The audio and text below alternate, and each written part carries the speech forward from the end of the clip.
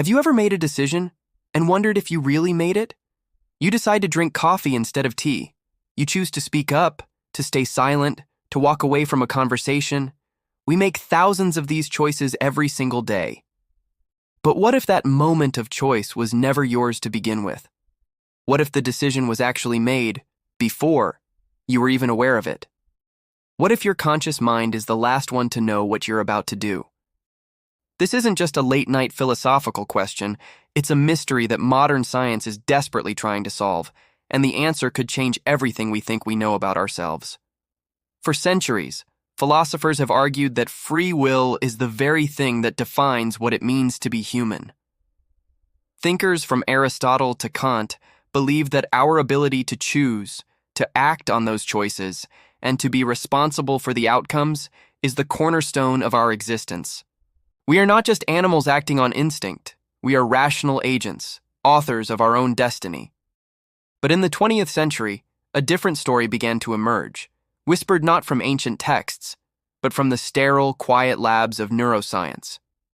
The most famous of these whispers came in the 1980s from a scientist named Benjamin Libet. He conducted an experiment that seemed deceptively simple. He asked participants to just sit and relax, and whenever they felt the urge, to flick their wrist. That's it. While they did this, he monitored their brain activity with electrodes placed on their scalp. He wanted to pinpoint the exact moment the decision was made.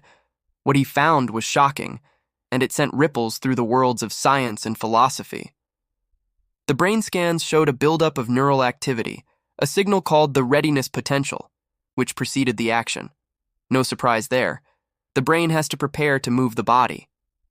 The bombshell was this: that readiness potential started a full half-second before the person reported feeling the conscious urge to move. Let that sink in. Your brain had already initiated the process of flicking your wrist long before you, your conscious self, decided to do it. It was as if the conscious mind was just a spectator, watching a movie that had already been filmed. The mind, it seemed, was following the brain, not leading it. The implications were staggering. If we aren't consciously initiating our own actions, what does that say about free will? If our brain decides before we do, then who or what is actually in control? This question has split the scientific community. On one side, some neuroscientists and philosophers argue that we are essentially complex biological machines. Our actions are the predictable outcomes of a chain reaction of genetics, environmental inputs, and the intricate chemistry firing between our neurons. From this perspective, the feeling of free will is just a useful illusion, a story our brain tells itself to make sense of its own complex operations. Consciousness, in this model, is like a press secretary for a president. It doesn't make the decisions. It just comes out afterward and explains them, creating a coherent narrative for the public, in this case, for ourselves. But there's a strange and powerful paradox at the heart of this debate. Even if you accept that everything is predetermined, that every action you take was set in motion by the Big Bang, we still feel the weight of our choices. You feel the sting of guilt when you say something hurtful. You feel the swell of pride when you achieve a difficult goal. That feeling of responsibility is not just a ghost in the machine. It has real-world consequences. It forms the basis of our legal systems, our morals, and our personal relationships. We hold people accountable for their actions because we fundamentally believe they could have chosen otherwise. So how can we reconcile the cold, deterministic view from science with the vibrant, lived experience of being a person who chooses? This is where the mystery deepens. Let's zoom out for a moment and imagine a clockwork universe. In this universe, every single atom, from the distant stars in a swirling galaxy to the neurons firing inside your brain, follows a precise and unbreakable set of physical laws. If you could know the position and momentum of every particle, you could, in theory, predict the entire future of the universe, including your decision to watch this video right now. In such a world, choice would simply be an illusion born from our inability to see the infinite complexity of the system. It feels like a choice to us because we can't see all the tiny dominoes that fell to lead us to this moment. Yet just when that deterministic picture seems complete, modern physics throws a wrench in the works. Quantum mechanics, the science of the very, very small, tells us a completely different story.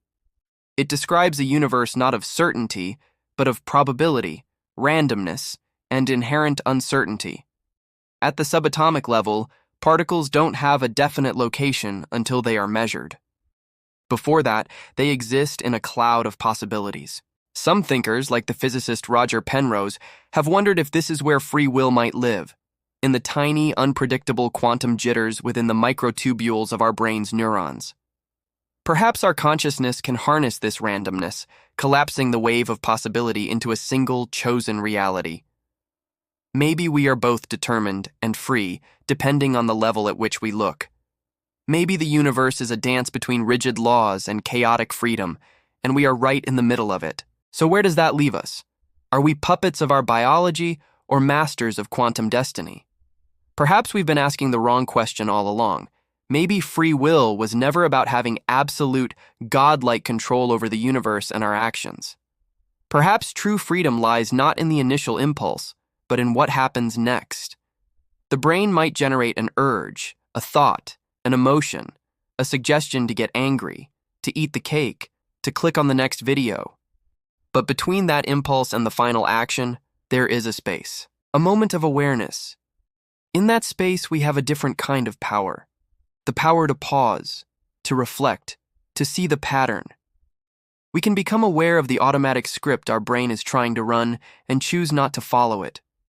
This is the freedom that mindfulness practices and cognitive behavioral therapy are built upon. You can't stop the initial wave of anger from rising, but you can choose not to be swept away by it. Maybe freedom isn't about escaping the biological system, but about understanding it so deeply that you can navigate within it consciously.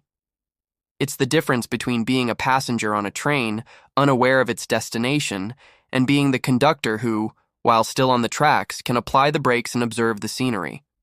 So, the next time you make a choice, whether it is what to eat for breakfast or who to spend your life with, ask yourself, was that just me?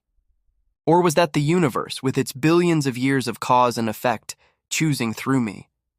The debate over free will likely rage on for centuries more.